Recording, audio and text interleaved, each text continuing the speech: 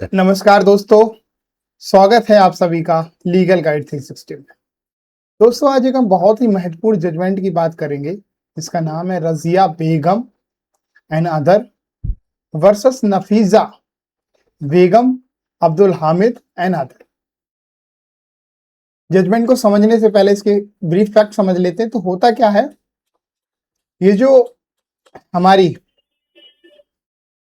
नफीजा बेगम अब्दुल हामिद है, ये दो सेल डीड करते हैं रजिया बेगम के नाम बहुत पहले, और 7,000 का टोटल जो इनका है ट्रांजेक्शन होती है 7,000 रुपए की, जिसमें से 25,000 रुपए दोनों के लिए दे दिए जाते हैं और 4,500 रुपए पेंडिंग होते हैं, पर रजिस्ट्रेशन हो जाता है और इनको पोजीशन दे दी जाती है।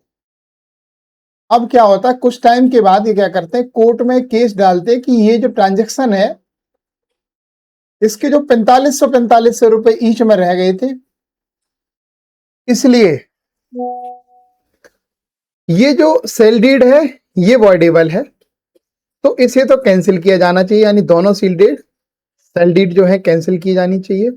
साथ ही परमानेंट इंडेक्शन का केस डालते हैं ताकि इन्हें पीसफुल पोजीशन दी जाए और इनको उसका ओनर डिक्लेयर कर जाए। सूट फॉर डिक्लेरेशन भी फाइल करते हैं ये, तो ये चीजें फाइल करते हैं।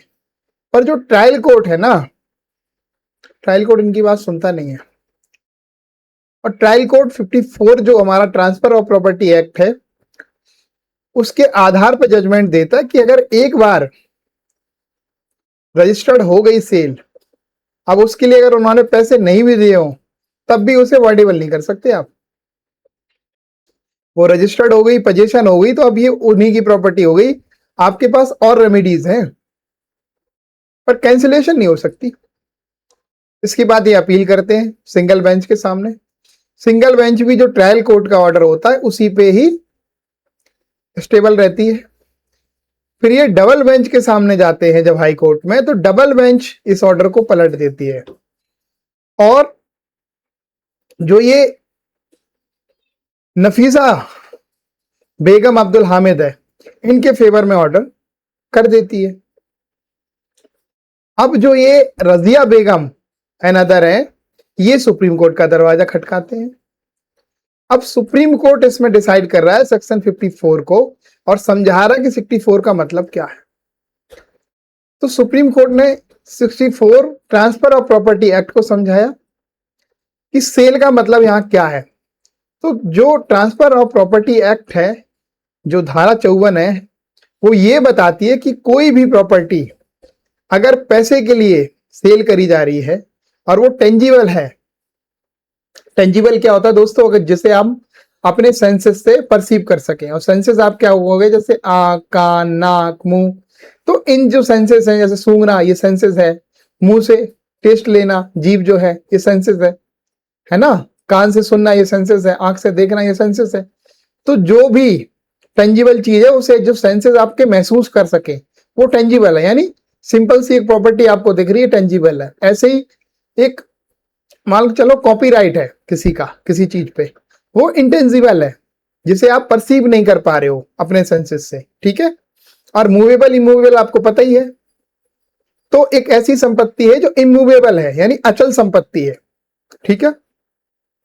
तो उस अचल संपत्ति को, टेंजिबल अचल संपत्ति जो है, अगर उसको पैसे के लिए ट्रांसफर किया जा रहा है तो वो कहते हैं कि ये तो पैसे पूरे पे कर दिए गए हो, या प्रॉमिस किया गया हो, या पार्टली पेमेंट कर दी गई और पार्टली के लिए प्रॉमिस कर दिया गया हो।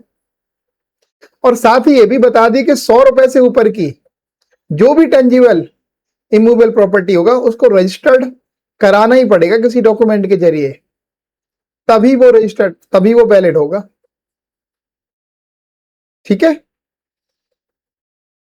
इंटेंजिबल जो इन्होंने प्रॉपर्टी बताई उसके बारे में ही बताया हुआ है। तो ओवरऑल सुप्रीम कोर्ट ने 54 को व्याख्या की, और इतना अपने कॉन्टेक्स्ट से समझ में आ रहा कि जो उन्होंने पैसे आधे दिए थे, आधे बाद में प्रॉमिस किया था, तो ये राइट तो ट्रांसफर हो गया था। ये चीज तो बड़ी लॉ ने क्लियर की थी, यहाँ पे कोई एम्बिग्यूटी नहीं देखने को मिलती है, पर स्टिल ये सुप्रीम कोर्ट तक पहुंचा। तो सुप्रीम कोर्ट ने इसमें कहा कि पैसे अगर किसी मान लो सेल डीड में किसी ओनर के पैसे बकाया रह गए हैं और ट्रांसफर हो गया, उसके पास पोजीशन चली गई है, तो ये जो रजिस्टर्ड हुआ था ये डॉक्यूमेंट जो ओनरशिप है, अपने आप में जीरो नहीं हो सकती, वो डीड कैंसिल नहीं हो सकती, सेल डीड। तो ये कैंसिलेशन के ग्राउंड नहीं है। हाँ, अगर आपके पैसे बकाया है तो आपके पास और रेमेडी है सिविल में, आप रिकवरी सूट डालो, उससे पैसे रिकवर करो, पर ये कैंसिलेशन नहीं हो सकता।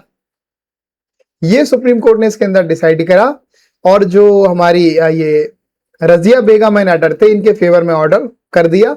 जो ट्रायल कोर्ट और तुम्हारे जो हाई कोर्ट की सिंगल बेंच थी, उसने फेवर, जो डिसीजन इनके फेवर में थे वो रखा है। तो मोस्ट इंपोर्टेंट चीज ये निकल के आई कि बेशक पैसे ना दिए गए हो उस प्रॉपर्टी के लिए पूरे, पर एक बार रजिस्टर्ड डॉक्यूमेंट हो गया और ओनरशिप की पोजीशन उसे दे दी गई, तो सिर्फ ये बात केवल कि पैसे पूरे नहीं दिए गए थे, ये बेस नहीं है उसे कैंसिलेशन का, वो सेल डीड कैंसिल नहीं हो सकती है।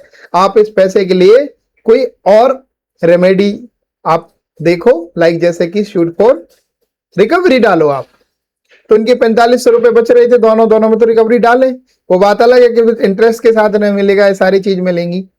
अब ये होता क्या है इसमें, सिंपल सा प्रॉपर्टी के रेट बढ़ गए होंगे, तभी इनका जो तुम्हारी ये नफीजा बेगम है और अब्दुल हामिद जो है, इनके थोड़ा लगा होगा कि प्रॉपर्टी बड़ा सस्ते में चली गई है, अब इसमें ये कि लूफोल है, पैसे पूरे दिए नहीं गए थे तो इसको हम कैंसिल करा लेते हैं। तो सुप्रीम कोर्ट ने, माननीय सुप्रीम कोर्ट ने यहाँ पे बड़ा क्लियर कर दिया है कि ऐसा तो नहीं किया जा सकता। ठीक है, तो आज की इस जजमेंट में यही इंपॉर्टेंट था। एग्जाम पॉइंट ऑफ व्यू से सेक्शन 54 आपके लिए रेलिवेंट हो जाता है और इसमें इसके अलावा कुछ नहीं है। Thank you so much.